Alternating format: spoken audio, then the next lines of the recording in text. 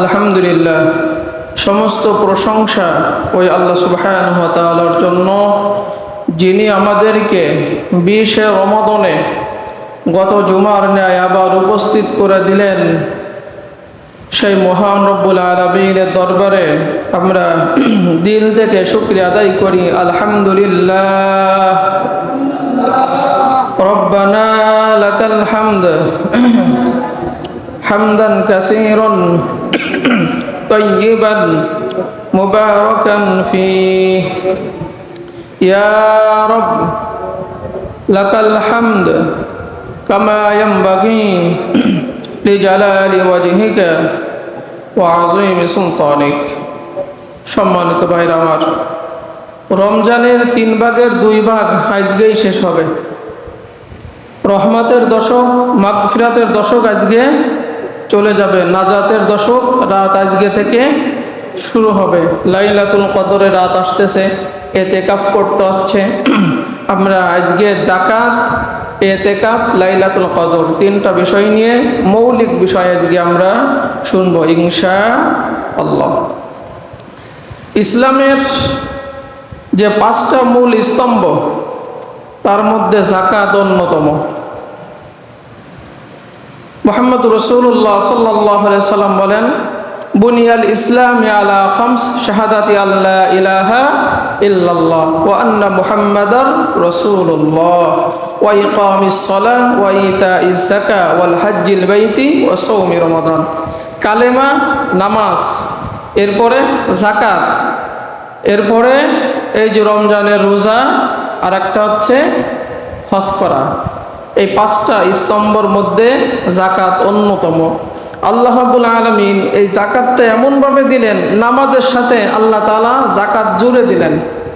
3টা আয়াতের সাথে 3টা আয়াত এমন একটা সম্পর্ক যে একটা বাদ দিলে আরেকটা নষ্ট হয়। হযরত আব্বাস রাদিয়াল্লাহু তাআলা আনহু বলেন, যেখানে আল্লাহ রাব্বুল আলামিন বলছেন আকিমুস সালাহ ওয়া আতুজ যাকাত, যেখানেই বলছে নামাজের কথা, তারপরে বলছে যাকাতের কথা। তার মানে কেউ নামাজ পড়লো, যাকাত দিল না, তার নামাজ হবে না। কথা কি বুঝছেন? এরপরে কেউ যদি নামাজ না পড়ে যাকাত দেয়, তার সেইটা হবে। আরেকটা আয়াত আছে আতিউল্লাহ ওয়া আতিউর রাসূল, কেউ যদি আল্লাহর অনুগত করে, আল্লাহকে মানে, তার রাসূলকে মানতে হবে, রাসূলের নির্দেশ মানতে হবে। শুধু আল্লাহটা মানবে এমনটা হবে না। যেখানেই মানুষ আল্লাহর মানবে বিধান, সেখানেই নবীর বিধান মানতে হবে। একটার সাথে একটা সম্পর্ক। আর একটা সম্পর্ক হচ্ছে আনিশকুর লি ওয়ালি ওয়ালিদাইক। আল্লাহ রাব্বুল আলামিন বলেন, যখন আমার শুকরিয়া আদায় করবা, সাথে সাথে পিতা মাতারও শুকরিয়া আদায় করবা। মানে কেউ যদি আল্লাহর প্রশংসা করে, আল্লাহর শুকরিয়া আদায় করে, পিতা মাতার না শুকরিয়া করে, তাহলে ওই আল্লাহর শুকরিয়া আদায় কখনো হবে না। কেন? পিতামাতা আমাদের জন্য কি না করছে, আল্লাহ আমাদের জন্য কি না করছে। আর পিতামাতাকে আমাদের জন্য দুনিয়া আনার জন্য কম কষ্ট করছে লালন পালন করতে। এই জন্য যখনই আল্লাহর প্রশংসা হবে, তখনই পিতামাতার প্রশংসা হবে। এই আয়াতে আল্লাহ রাব্বুল আলামিন এই 3টা আয়াতের সাথে 3টা আয়াত জুড়ে দিয়েছেন। যাকাতের আবিধানিক অর্থ হচ্ছে বৃদ্ধি পাওয়া, পবিত্র হওয়া। তার মানে কেউ যদি যাকাত দেয়, তার সম্পদ কমে না, সম্পদ বাড়ান কে? সম্পদ বাড়ে, কমে না। এটা আমরা বুঝি না। কেমনে বাড়ে? আপনি যাকাত দিলেন আল্লাহর রাস্তায়, সদকা দিলেন, এর বিনিময় আল্লাহ তাআলা আপনার অসংখ্য বিপদ থেকে, ক্ষতি থেকে আল্লাহ আপনাকে বাঁচাই দিবেন। ধরেন আপনি রাস্তা দিয়ে চলতেছেন, আপনার ধারণা নাই, হঠাৎ করে পড়ে যে হাত ভেঙে গেছে, পা ভেঙে গেছে, ওইখানে 50,000 টাকা চলে গেছে। কি ভাই, এরকম হয় না? অথচ ওই 50,000 টাকা যে আপনার খরচ হবে, আপনার ব্রেনে ছিল না। কি বিষয়টা এরকম না? পরিবারে কেউ অসুস্থ হয়েছে, মারাত্মক অসুস্থ হয়েছে, আপনার ব্রেনে নাই। আপনার একটা ঘর পুড়ে গেছে, আপনার ব্রেনে নাই, কিন্তু ওই ক্ষতিটা আপনার ওই পাশে হয়ে গেছে। আর আপনি যদি যাকাত, এই দান সদকা যদি ঠিকমতো আল্লাহর হুকুম মেনে দেন, ওই জিনিস থেকে যদি আল্লাহ আপনাকে বাঁচাই দেয়, 50,000 টাকা ওইখানে সেভ হলো না? 50,000 টাকা, এইটা কিন্তু আমরা হিসাবটা বুঝি না। আমরা চিন্তা করি সম্পদ বাড়ে কেমনে, সম্পদ এইভাবেই বৃদ্ধি পায়।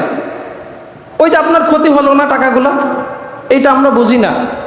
এই জন্য আমরা যাদের জাকাত ফরজ হবে অবশ্যই আমরা কি করব? জাকাত আদায় করব। আর একটা হচ্ছে পবিত্র হওয়া। জাকাত দিলে সম্পদ কি হয়?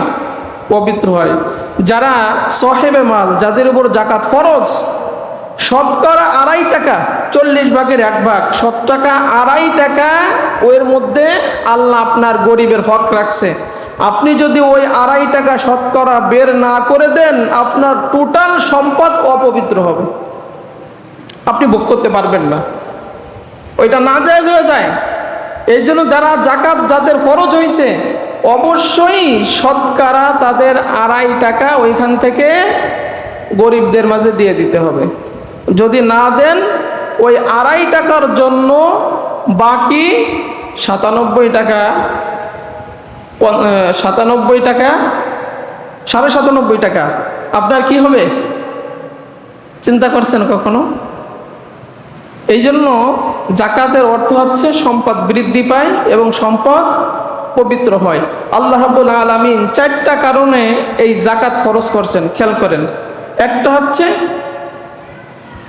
সংকীর্ণতা, কৃপণতা, লোভ থেকে মানব জাতির আত্মাকে পুত পবিত্র করা। জাকাতের ফরজ হওয়ার 1 নম্বর উদ্দেশ্য এবং কারণ সংকীর্ণতা, কৃপণতা এবং লোভ থেকে মানব জাতির আত্মাকে কি করা? পবিত্র করা। 2 নম্বর দারিদ্রদের প্রতি সহমর্মিতা, অভাবীদের অভাব পূরণ, বঞ্চিতদের প্রতি সহানুভূতি প্রকাশ করার জন্যই আল্লাহ রাব্বুল আলামিন এই জাকাত ফরজ করছেন। 3 নম্বর সাধারণ জনগণের মাঝে মানবিক মর্যাদা প্রতিষ্ঠা করা। সাধারণ জনগণের মাঝে মানবিক মর্যাদা প্রতিষ্ঠা করার জন্য আল্লাহ রাব্বুল আলামিন এই জাকাত কি করছেন? ফরজ করছেন। 4 নম্বর কারণ হচ্ছে ধনীদের কাছে সম্পদের পাহাড় যাতে না হতে পারে, কেউ খাবে কেউ খাবে না, বিষয়টা এরকম না, তা হবে না। ধনীদের হাতে সম্পদের পাহাড় রোধ করার জন্য আল্লাহ রাব্বুল আলামিন এই জাকাত কি করছেন? ফরজ করে দিয়েছেন। এই 4টা কারণে আল্লাহ রাব্বুল আলামিন জাকাত ফরজ করছেন। এরপরে কি কি বস্তুর আমরা জাকাত আমরা দিব এবং কাদের উপরে এই জাকাত ফরজ হয়? জাকাত ফরজ হওয়ার জন্য শর্ত হচ্ছে 8টা। আমরা খুব খেয়াল করি, জাকাত ফরজ হওয়ার জন্য শর্ত কয়টা? 8টা শর্ত। 1 নম্বর শর্ত মুসলমান হতে হবে। 2 নম্বর শর্ত প্রাপ্ত বয়স্ক হতে হবে। 3 নম্বর শর্ত সুস্থ মস্তিষ্ক সম্পন্ন লোক হইতে হবে, কারণ পাগলের উপরে জাকাত কিনা ফরজ না। এরপরে হচ্ছে আপনার পূর্ণ স্বাধীন হতে হবে, পূর্ণ পরাধীন ব্যক্তির উপরে জাকাত কিনা ফরজ না, পূর্ণ স্বাধীন হতে হবে। 4 নম্বর। 5 নম্বর ঋণগ্রস্ত হওয়া যাবে না, যে ব্যক্তি ঋণগ্রস্ত তার উপরে জাকাত কিনা ফরজ না। 6 নম্বর হচ্ছে সাহেবে মাল হইতে হবে। এখন সাহেবে মাল কোন ব্যক্তি?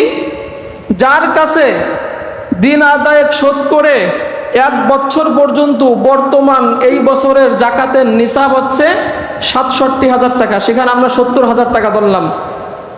গত রমজান মাসে দিন আদায়ে খেয়ে দিয়ে শোধ করে আপনার কাছে যদি 70,000 টাকা জমা থাকে, এই রমজানে এসে আপনি দেখলেন যে 70,000-এর বেশি আছে, কম নাই, তাহলে আপনি সাহেবে মাল, আপনার উপরে জাকাত ফরজ। যদি 80,000 হয়, 1 লাখ হয়, এই 1 লাখ টাকা আপনার 1 বছর আপনার কাছে গচ্ছিত আছে, তাহলে সেখানে শতকরা 2.5 টাকা, 1 লক্ষ টাকায় 2500 টাকা আপনার আল্লাহ রাব্বুল আলামিনের রাস্তায় জাকাত দিতে হবে। এটা হচ্ছে সাহেবে মাল। যদি স্বর্ণ থাকে 7.5 ভরি, যদি রূপা থাকে 52.5 ভরি, যদি গবাদি পশু থাকে, গরু যদি থাকে আপনার 30টা থাকতে হবে, ছাগল থাকলে 40টা থাকতে হবে, উট থাকলে 5টা থাকতে হবে। আর ব্যবসায়ী মাল যদি এরকম 70,000 টাকার মতো আপনার কাছে গচ্ছিত থাকে, 1 বছর পর্যন্ত দিন আদায় সব শোধ করে আপনার উপর জাকাত ফরজ। আমাদের সমাজে অনেক মানুষের কাছে গচ্ছিত ব্যাংকে 70,000-এর বেশি টাকা আছে, আমরা জাকাত দিই না। আপনি দিন আদায় সংসার আদি চালাইয়ে যদি দেখেন যে আমার কাছে গচ্ছিত এত টাকা 1 বছর পর্যন্ত স্থায়ী আছে, আপনি সাহেবে মাল, আপনার জাকাত ফরজ, আপনার জাকাত দিতে হবে। 7 নম্বর হচ্ছে এই সম্পদ 1 বছরকার স্থায়ী হতে হবে, যেটা আমরা বললাম 1 বছর স্থায়ী থাকতে হবে। 8 নম্বর শর্ত হচ্ছে জাকাত ফরজের যে আপনার প্রয়োজনের অতিরিক্ত হতে হবে, প্রয়োজনের অতিরিক্ত হতে হবে, নতুবা এই জাকাত ফরজ হবে না। তার মানে সংসার ধর্ম, ছেলে মেয়ে আপনার সব খরচ করার পরে যদি এই টাকাগুলো থাকে গচ্ছিত, তাহলে আপনার উপরে কি জাকাত ফরজ, আপনার জাকাত দিতে হবে, অবশ্যই দিতে হবে। না দিলে কি শাস্তি আমরা সামনে এক এক করে আপনাদেরকে শোনাবো। এরপরে দেখেন জাকাত 4 প্রকার। একটা হচ্ছে আমরা বলছি উৎপাদিত ফসলের জাকাত, যেটাকে আমরা ওসর বলি, যেটা আমরা এই যে ধান লাগাই, এই উৎপাদিত ফসলের জাকাত আমরা অনেকে আদায় করি না। যদি সেচ প্রকল্প হয় 20 ভাগের 1 ভাগ, 20 বস্তার 1 বস্তা আপনার আল্লাহ রাস্তায় দিতে হবে, জাকাত আদায়ের খাতে দিতে হবে। আর যদি আল্লাহর বৃষ্টির পানিতে হয় 10 ভাগের 1 ভাগ আপনার দিতে হবে, বাধ্যতামূলক। এটাকে বলে ওসর, উৎপাদিত ফসলের জাকাত, এটা দিতে হবে আপনার। আমরা তো অনেকে হিসাব করে দিই না, এই জন্য ফসলে আমরা মাইর খাই, কারণ ফসল পবিত্র করতে পারি না তো আল্লাহর বিধান মোতাবেক। সর্বনিম্ন 18 মণ 30 কেজি সর্বনিম্ন, এর কম যদি হয় ফসলের জাকাত নাই। 18 মণ 30 কেজির উপরে যদি আপনার জমিতে ফসল হয়, যেহেতু আমাদের সেচ প্রকল্প, 20 ভাগের 1 ভাগ অবশ্যই আপনার জাকাত আদায়ের খাতে আপনার ফসলের জাকাত দিতে হবে, নতুবা জাকাত আদায় হবে। এই জাকাত আদায়ের ক্ষেত্রে অনেক সময় আমি একটা মাসালা ক্লিয়ার করি, সেটা হচ্ছে আমরা অনেক সময় মসজিদে দিয়ে বলি আল্লাহ রাস্তায় আমরা দিছি, জাকাতের মাল কিন্তু মসজিদে দেওয়া যায় না। মসজিদে যেটা দেন ওইটা হলো সদাকা। ওইটা কি আল্লাহ কি জাকাতের মাল খাবে? কথা বলেন, মসজিদ কার ঘর? অনেকের কাছে বললে বলে হুজুর মসজিদে 2 বস্তা দিছি। ভাই আপনি জাকাতেরটা মসজিদে দিতে পারবেন না, কারণ আল্লাহর যেইটা দিবেন সেখানে কোনো শর্ত জোড়া যাবে না, নিঃশর্তে আল্লাহর ঘরে আপনার দিতে হবে, এখানে কোনো শর্ত হবে না। আল্লাহ তো জাকাতের মাল নিবে না। এই জিনিসটা আমাদের খুব খেয়াল রাখতে হবে। তাহলে উৎপাদিত ফসলের জাকাত দিতে হবে। নগদ টাকার কথা বলছি, আমাদের এই বর্তমান এই বছর 25 সালে প্রায় 70,000 টাকা 1 বছর যদি গচ্ছিত থাকে সর্বনিম্ন, তাহলে তার উপরে কি জাকাত ফরজ। স্বর্ণ এবং রূপা, স্বর্ণের কথা আমরা বলছি 87.45 গ্রাম স্বর্ণ, তার মানে 7.5 ভরি যদি স্বর্ণ থাকে জাকাত দিতে হবে। রূপা 52 ভরি, 612.53 গ্রাম রূপা যদি কারোর কাছে থাকে তার জাকাত দিতে হবে। ব্যবসায় আপনি 5 লাখ টাকা খাটাইছেন, ওইটা বিক্রি করলেই তো নগদ টাকা বের হবে, ওই টাকারও আপনার জাকাত হিসাব করে জাকাত দিতে হবে। আপনার কাছে 50,000 টাকা আছে, অল্প কিছু স্বর্ণ আছে, অল্প কিছু রূপা আছে, এই সব মিলিয়ে যদি দেখেন 70,000 টাকা ওভার হয়ে গেছে, আপনার উপর জাকাত ফরজ, আপনার জাকাত দিতে হবে। এটা আপনার হিসাব করে দিতে হবে। জাকাত দিলে আপনার সম্পদ করবে না, সম্পদ বাড়বে, সম্পদ পবিত্র হবে।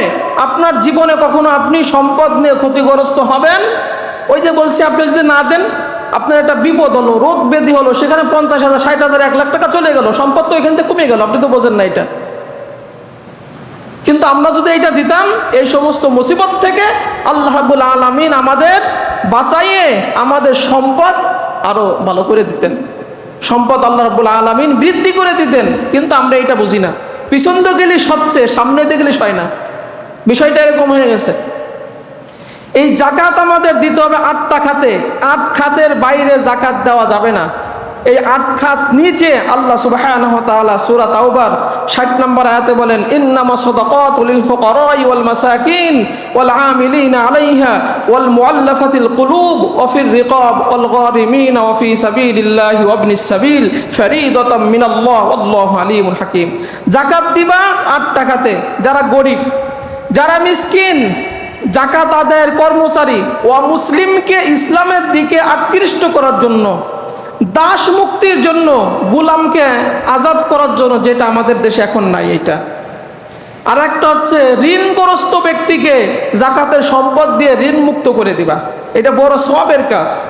এটা তোমরা দেখবা তোমাদের সমাজে ঋণগ্রস্ত ব্যক্তি কারা আছে, জাকাত ফরজ হয় একটা অংশ তাকে দিয়ে দিনা থেকে তাকে তুমি মুক্ত দাও, আল্লাহ রাব্বুল আলামিন তোমাকেও গুনাহ থেকে মুক্তি দিয়ে দেবেন, জাহান্নাম থেকে তোমাকে মুক্তি দিয়ে দেবেন। এরপরে যারা আল্লাহ রাস্তায় যুদ্ধের ময়দানে গেছে তাদের দেওয়া যাবে। 8 নাম্বার যারা মুসাফির এদেরকে দেওয়া যাবে। আল্লাহ রাব্বুল আলামিন বলেন ফারিদাতাম মিনাল্লাহ, আমার পক্ষ থেকে এই 8টা খাত নির্ধারিত, এর বাইরে যাওয়া যাবে। এই 8টা খাতেই আপনার দিতে হবে জাকাত। কথা কি বুঝছেন? এই 8টা খাতেই জাকাত দিতে হবে। জাকাত যদি আপনি না দেন কি হবে? এই সম্পদগুলো নবীজি বলেন, মুসলিম শরীফ হাদিসে আসছে, বিষধর সাপ হয়ে এতটা বিষ হবে যে তার মাথা একদম সাদা থাকবে। বড় অজাগর সাপ হয়ে কিয়ামতের ময়দানে সারা শরীর পেঁচিয়ে তোমার কপালে ঠুকাইতে থাকবে আর বলবে হাদা মা কানাস্তুম লিআনফুসিকুম ফাযুকু মা কুনতুম তাকনুসুন। এইটা বলতে থাকবে যে আমি তোমার সেই জমাকৃত সম্পদ, যে সম্পদের মালিক আল্লাহ তোমাকে দিয়েছিল, আল্লাহ হুকুম দিয়েছিল জাকাত তুমি দিবা, তুমি সম্পদ তোমার কমে যাবে, জাকাত দেও নাই, আর আজকে অজাগর সাপ হয়ে আমি তোমার সম্পদ তোমাকে ঠুকাইতেছি। আল্লাহ রাব্বুল আলামিন অন্য আয়াতে বলেন আল্লাযীনা ইয়াকনিজুনা আয-যাহাবা ওয়াল ফিদ্দাতা ওয়া লা ইউনফিকুনাহা ফী সাবিলিল্লাহ ফাবাশশিরহুম বিআযাবিন আলীম ইয়াওমা ইউহমা আলাইহা ফী নারি জাহান্নামা ফাতুকওয়া বিহা জিবাহুম ওয়া জুনুবুহুম ওয়া যুহুরুহুম হাযা মা কানাসতুম লিআনফুসিকুম ফাযুকু মা কুনতুম তাকনিসুন। আল্লাহ রাব্বুল আলামিন বলেন যারা স্বর্ণ রূপা জমা করে রেখে দেয় না, কিয়ামতের ময়দানে এই সম্পদগুলো জাহান্নামের আগুনে পোড়ানো হবে, সেক দেওয়া হবে, পুড়াইয়া তোমার কপালে, তোমার পার্শ্বে, তোমার পিঠে 3টা জায়গায় সেক দেওয়া হবে আর বলবে তুমি যে সম্পদ জমা করে রাখছিলা এই সম্পদ আজকে জাহান্নামে আগুনে উত্তপ্ত করে তোমার শরীরে আজকে সেক দেওয়া হচ্ছে। কোথায় যাবা? যারা গরু বছরের জাকাত দেয় না তাদের ব্যাপারে আসছে কিয়ামতের ময়দানে একটা সমতল ভূমিতে আল্লাহ রাব্বুল আলামিন তাদেরকে শোয়াবেন, শোয়াইয়া গরুর শিং তাকে গুতাইতে থাকবে, খুর দিয়ে পদদলিত করে তার পুরো শরীরকে জখম করে ফেলবে, ছিন্ন বিচ্ছিন্ন করে ফেলবে। অনেকে আছে মহিলারা হাতে বালা পরে না স্বর্ণের, নবীজির কাছে 2 জন মহিলা আসছে, বললে তোমাদের হাতে যে স্বর্ণের বালা, তোমরা কি স্বর্ণের বালা জাকাত দাও? মহিলাদের খুব শখ, জাকাত দাও? বলেন না। নবীজি বলেন কিয়ামতের ময়দানে তোমরা কি চাও যে আল্লাহ রাব্বুল আলামিন জাহান্নামের 2টো আগুনের বালা তোমাদের হাতে পরাই দিক? তোমরা কি এটা চাও? যদি তা না চাও তাহলে তোমার হাতের বালার জাকাত তুমি দিয়ে দাও, নতুবা কিয়ামতের ময়দানে তোমার 2 হাতে জাহান্নামের আগুনের বালা রব্বুল আলামিন পরিয়ে দিবেন। এই ব্যাপারে আমাদের খুব সতর্ক থাকতে হবে। আর একটা কথা আমরা এখানে বলি যে আমরা অনেক সময় জাকাতের টাকা না দিয়ে আমরা কাপড় চুপড় কিনে দিই। এই কাপড় চুপড় দিলে এই জাকাত আদায় হবে কিনা অনেকে এটা প্রশ্ন করেন। যেরকম আমাদের উস্তাদরা উদাহরণ দিতেন যে আপনার কাছে একজন ব্যক্তি 200 টাকা পাবে, ডুমুরিয়া বাজারে আপনার সাথে দেখা হলো, আপনি দেখলেন সে আমার কাছে 200 টাকা পাবে, টাকা না দিয়ে তাকে আপনি 200 টাকার ফল কিনে দিলেন। এবার আপনি চিন্তা করেন, আপনি 200 টাকা তাকে না দিয়ে 200 টাকার ফল কিনে দিলেন, সে মাইনে নেবে এটা? তার টাকা তাকে আপনি দিবেন, তার ফলের প্রয়োজন না কাপড়ের প্রয়োজন না খাবারের প্রয়োজন, কি প্রয়োজন সেইটা পূরণ করবে। জাকাতের অর্থ আপনি দিয়ে দিবেন। আপনি যে কাপড় দিচ্ছেন, আমরা তো এখন মশারি মার্কা কাপড় দিই, লুঙ্গি যা দিই, কাপড় যা দিই 1-2 বার ধুলে তার পরা যায় না, আগামাথা সব দেখা যায় শরীরের। এলো এক শাস্তি। 2 নাম্বার শাস্তি, এইটা দিলে জাকাত আদায় হবে না। নগদ অর্থ তাকে আপনার দিয়ে দিতে হবে, আপনি যা দেন নগদ অর্থ তাকে দিয়ে দিতে হবে। সে তার চাহিদা, সে ওষুধও কিনতে পারে, চিকিৎসা করাতে পারে, তার অন্য কাজে সে ব্যবহার করতে পারে, তার ঘরের একটা জিনিস আসবাবপত্র সে কিনতে পারে, কিন্তু আপনি এইটা কেন করেন?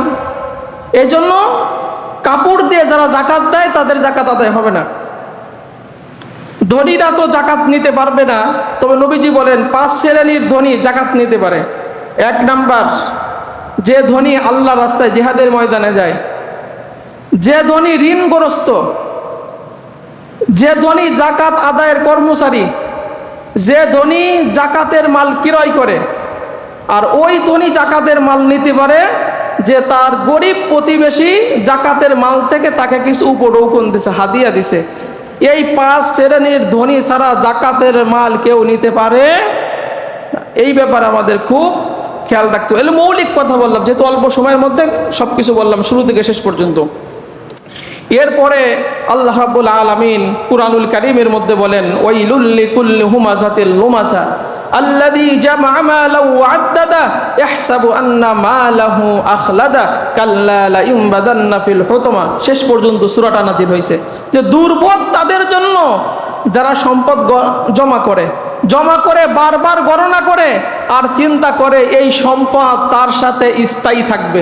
আপনারা বলেন, যত সম্পদের মালিক আমরা হই না কেন, সম্পদ আমাদের সাথে স্থায়ী থাকে?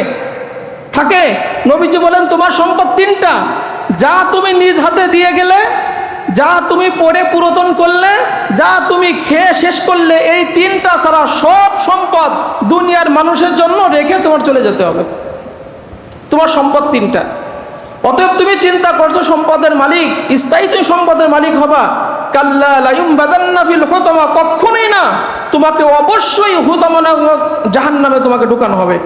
ওমা আদরাকা মাল হুতমা, তুমি কি জানো হুতমা কি? নারুল্লাহিল মুকাদা, এটা প্রজ্বলিত একটা আগুনের কুণ্ড। সেখানে আগুনের খুঁটি থাকবে লম্বা লম্বা, আগুনের রশি দিয়ে খুঁটির সাথে এই সম্পদদাতাদের বেঁধে, যারা আল্লাহ রাস্তায় দেয় না, জাকাত দেয় না, এদেরকে ওই আগুনের খুঁটিতে আগুনের রশিদে বেঁধে ওই হুতমা নামক জাহান্নামের মধ্যে বেঁধে তাদেরকে শাস্তি দেওয়া হবে। এই জন্য আল্লাহ রাব্বুল আলামিন এই সমস্ত শাস্তি থেকে আমাদের বাঁচিয়ে দেন, আমরা বলি আমিন। যাদের জাকাত ফরজ হয়েছে অবশ্যই হিসাব করে আপনারা জাকাত দিবেন। বিস্তারিত সত্য এখানে বলা সম্ভব না, এই জন্য মৌলিক কথাগুলো আমরা বলি। এরপর আরেকটা বিষয় আমরা বলবো, এই যে আজকে 20 রমজান চলে যাচ্ছে, লাইলাতুল কদরের রাত আসতেছে না? লাইলাতুল কদরের রাত আমাদের আসতেছে। মুহাম্মদ রাসূলুল্লাহ সাল্লাল্লাহু আলাইহি সাল্লাম বলেন, লাইলাতুল কদরের রাত এটা সম্মানিত রাত, যে রাত 1000 মাস ইবাদত করার চাইতেও শ্রেষ্ঠ। যে এর কল্যাণ থেকে বঞ্চিত হলো সে সমস্ত কল্যাণ থেকে বঞ্চিত হলো, যে এই রাত পেয়ে গেল সে সমস্ত কল্যাণ পেয়ে গেল। আল্লাহ রাব্বুল আলামিন নিজেই বলেন, ইন্না আনসালনাহু ফি লাইলাতুল কদর ওয়া মা আদরাকা মা লাইলাতুল কদর লাইলাতুল কদরি খায়রুম মিন আলফি শাহর। লাইলাতুল কদর হচ্ছে সে রাত যে রাতে আমি আল্লাহ রাব্বুল আলামিন এই কুরআন নাজিল করছি। কুরআন নাজিলের রাত হচ্ছে লাইলাতুল কদরের রাত। এই রাতটা এতটা সম্মানিত, এতটা মহিমান্বিত, একটা রাতে আপনি ইবাদত করবেন, 1000 মাস ইবাদত করলে যে সওয়াব হয় তার থেকে বেশি সওয়াব দেন কে?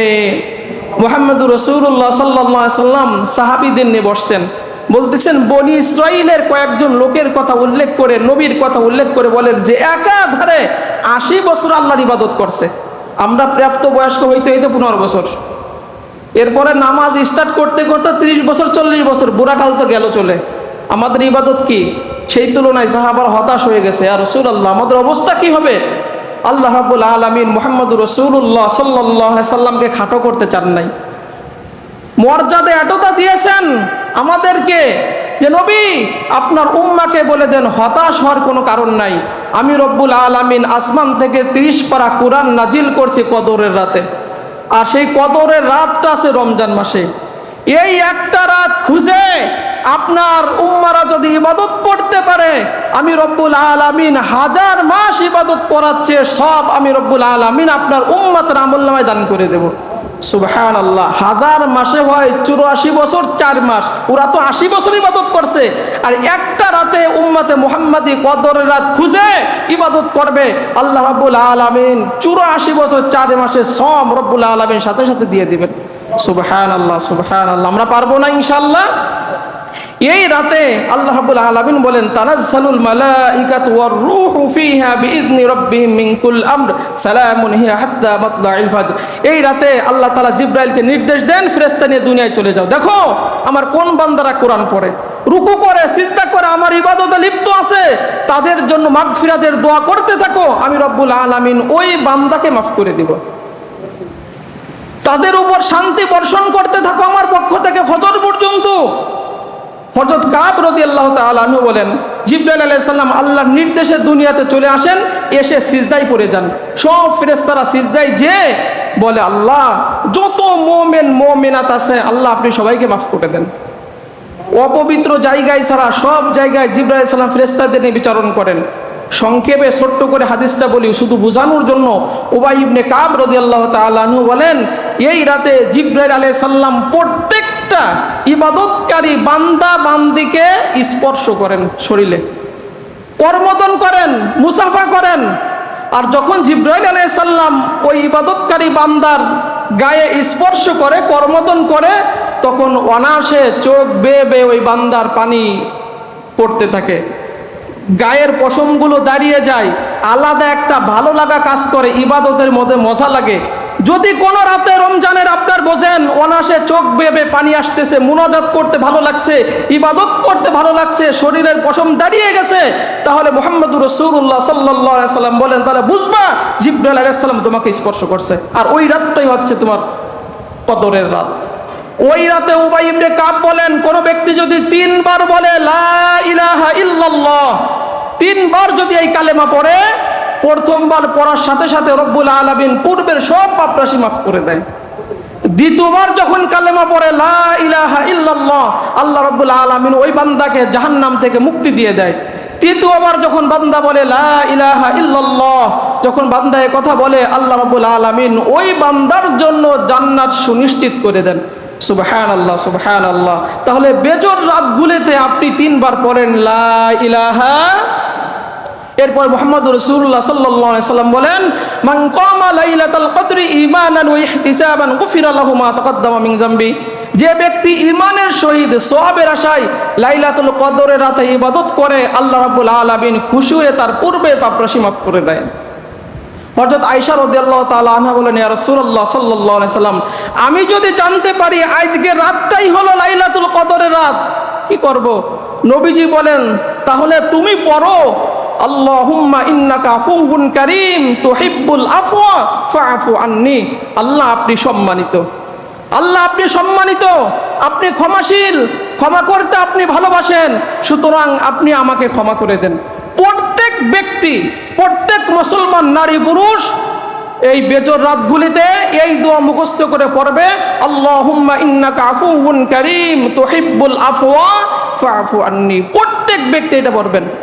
লাইলাতুল কদরের চেনার একটা উপায় মুহাম্মদুর রাসূলুল্লাহ সাল্লাল্লাহু আলাইহি সাল্লাম দিয়েছেন। এই রাতটা হবে নির্মল, একটা স্নিগ্ধ রাত, একটা স্বচ্ছ পরিষ্কার পরিচ্ছন্ন রাত, শীতও না গরমও না, বাতাস ঠান্ডা বাতাস আসবে, ইবাদতে মজা লাগবে, এরকম একটা রাত রব্বুল আলামিন লাইলাতুল কদর একটা নিদর্শনের রাত।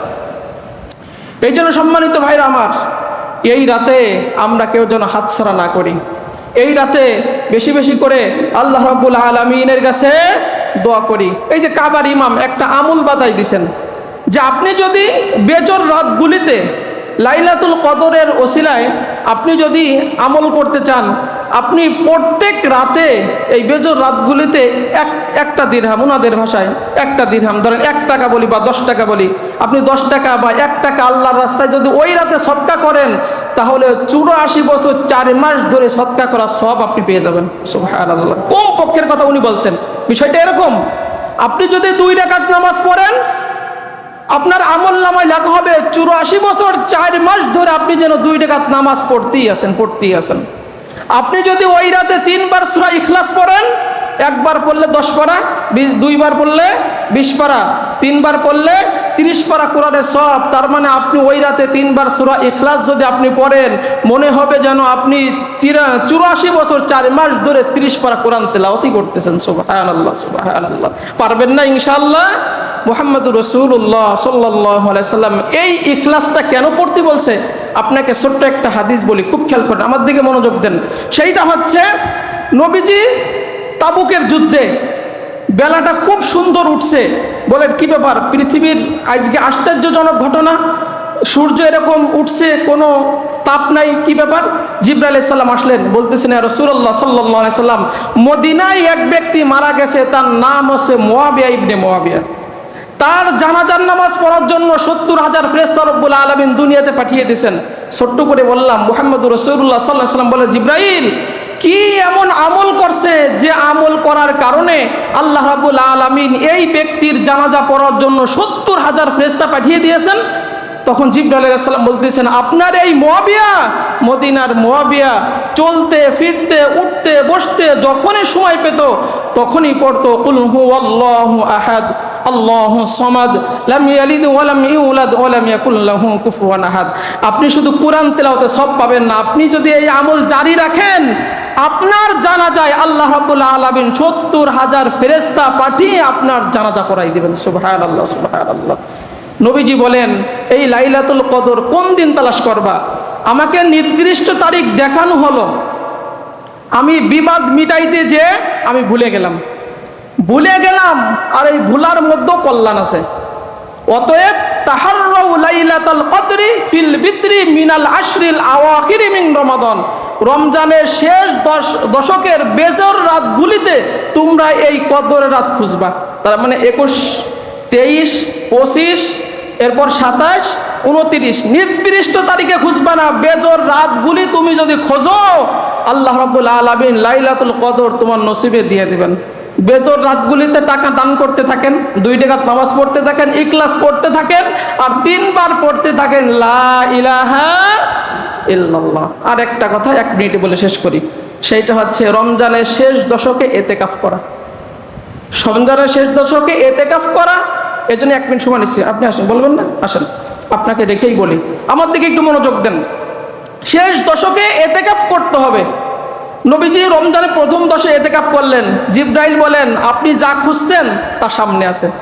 দ্বিতীয় 10 দিন এতেকাফ করলেন, জিবরাইল বললেন আপনি যা খুঁজছেন সামনে আছেন। তার মানে ওই লাইলাতুল কদর উদ্দেশ্য। নবীজি সবাইকে বলেন, সাহাবীরা যারা এই 20 দিন 10 দিন করে আমার সাথে এতেকাফ করছো, রমজানের শেষ 10 দিন এতেকাফ করতে হবে।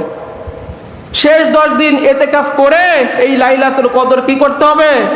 খুঁজতে হবে। এই জন্য এই মহল্লায় যারা আছে কমপক্ষে একজন হলেও এতেকাফ যদি মসজিদে না করে তাহলে সবাই কি হবে? গুনাহগার হবে, সবাই গুনাহগার হবে। এই জন্য এই এতেকাফ করার জন্য আপনার সহি নিয়ত থাকতে হবে, সহি নিয়ত থাকতে হবে। রোজা রেখে কিন্তু আপনার এতেকাফ করতে হবে। নির্দিষ্ট জায়গায় আপনার এতেকাফ করতে হবে, জামে মসজিদে আপনার এতেকাফ করতে হবে। কোনো পারিশ্রমিক নেওয়া যাবে? পারিশ্রমিক দিবেন কে? একদিন আল্লাহ রাস্তায় আপনি এতেকাফ করবেন, 3 খন্দক জাহান্নাম রব্বুল আলামিন দূরে সরাই দিবেন। 3 খন্দক জাহান্নাম, 1 খন্দকের দূরত্ব আসমান এবং জমিনের না, এতটা দূরে। এই জন্য অনেক সময় দেখা যায়, আমাদের মুনতাসির বলতেছিল ওই কেশবপুর এলাকায় এক ব্যক্তি এই 10 দিনে মুসল্লি হচ্ছে না, এতেকাফ বসানোর জন্য 2000 টাকা ঠিক করছে, 2000 টাকা। এবার সে পাশেই মসজিদে 2500 টাকা পাইয়ে 2000 টাকার এতেকাফ সারি 2500 টাকার এতেকাফে চলে গেছে। চিন্তা করছেন? অথচ এই এতেকাফের কোনো পারিশ্রমিক নেওয়া জায়েজ নাই, দেওয়া জায়েজ না, নেওয়াও জায়েজ নাই। পারিশ্রমিক দিবেন কে? কে দিবেন? জোরে বলেন, কে দিবেন? আল্লাহ দিবেন। এতেকাফকারীর 6টা সুন্নাত বলে শেষ, সেটা হচ্ছে হযরত আয়েশা বলেন এতেকাফকারীর 6টা সুন্নাহ হচ্ছে, রুগী দেখতে যাবে না, রুগী দেখার সব তুমি এতেকাফে বসে পাবা। জানাজায় যাবা না, জানাজার সব এতেকাফে বসে থাকবা, জানাজার সব তুমি পাবা। স্ত্রীর কাছে যাবা না, অধিক প্রয়োজন ছাড়া এতেকাফের স্থান থেকে বের হবা না। আমরা তো মসজিদের বারান্দায় যে গল্প করি, মসজিদের বাইরে চলে যাই, মাঠে চলে যাই, এত নিষেধ করে তারপরও যায়, এতেকাফ হবে না। অধিক প্রয়োজন ছাড়া আপনার এতেকাফের স্থান থেকে কখনো বের হওয়া যাবে? জামে মসজিদ ছাড়া এতেকাফ করা যাবে না। মানে আমাদের তো জামে মসজিদ, এখানে এতেকাফ করা যাবে, আর রোজা রেখে এতেকাফ করতে হবে। এই এতেকাফকারীর জন্য 6টা সুন্নাত অবশ্যই মানতে হবে। আল্লাহ রাব্বুল আলামিন সংক্ষিপ্ত সময়ে সাজাই গুছিয়ে যাটুকু বলছি, আল্লাহ রাব্বুল আলামিন আমাদের আমল করার তৌফিক দান করুক। আমরা বলি আমিন।